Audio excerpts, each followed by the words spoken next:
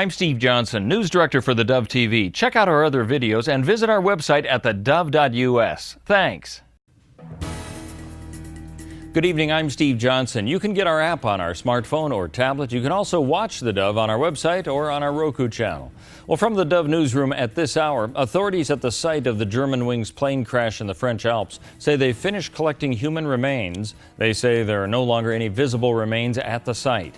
New pictures released show the debris recovery workers had to sift through in the early stages of the recovery efforts. Now an official says there are only belongings and pieces of metal remaining on the ground. Officials at France's National Criminal Laboratory near Paris say it'll take a few months for the painstaking identification process to be complete and for the remains to be returned to the families. A fire official in Albany says several dozen firefighters battled a large blaze that started Wednesday morning in a high school cafeteria building. The Greater Albany School District says no one was hurt in the fire at the South Albany High School. The blaze reported around 3:30 a.m. Part of the cafeteria building's roof collapsed around 5:30.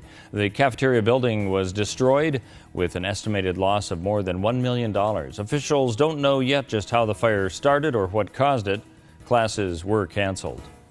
Oregon environmental regulators have given a water quality okay to a proposed coal export terminal on the Columbia River, but the project still faces an adverse ruling from another state agency and questions about its economics in a slumping coal market.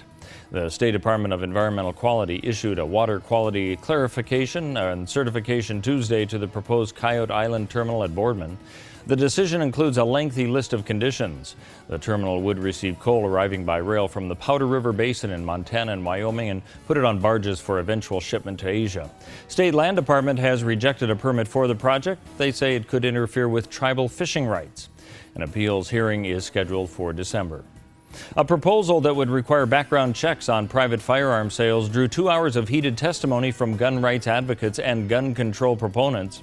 The bill would require gun buyers and sellers who aren't related to visit a licensed gun dealer who can run a background check through the Oregon State Police.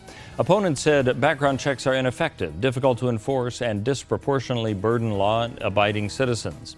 Several testified they would refuse to comply if the bill passes. Supporters of the measure acknowledge it wouldn't prevent all people from prohibiting from owning a firearm and getting one, and they say that the bill will make it harder for them to access one. A vote expected tomorrow. Let's take a look now at what we can expect on the weather scene. And for Northern California, slight chance of rain tonight in the Wairika area. Otherwise sunny tomorrow, the high of 58. Mostly sunny and 60 for Friday. As we head into the Klamath Basin, partly cloudy, a slight chance of rain tonight, sunny and 53 tomorrow, 55 for Friday. Heading along the Oregon coast, a slight chance of rain tonight, a low of 38, 56 the high tomorrow, and then possibility of some rain coming in on Friday with a high of 55. As we look along the central Oregon area of Bend, there is a slight chance of rain tonight, a low of 27. Then mostly sunny Thursday and Friday, 52 the high tomorrow, 55 for Friday. And for southern Oregon in the Medford, Grants Pass, and Ashland area, slight chance of rain tonight, low of 36. Mostly sunny tomorrow with a high of 60. And then there's a 20% chance of rain on Friday with a high of 59. That's a look at news and weather. You're up to date with the latest right here on theDove.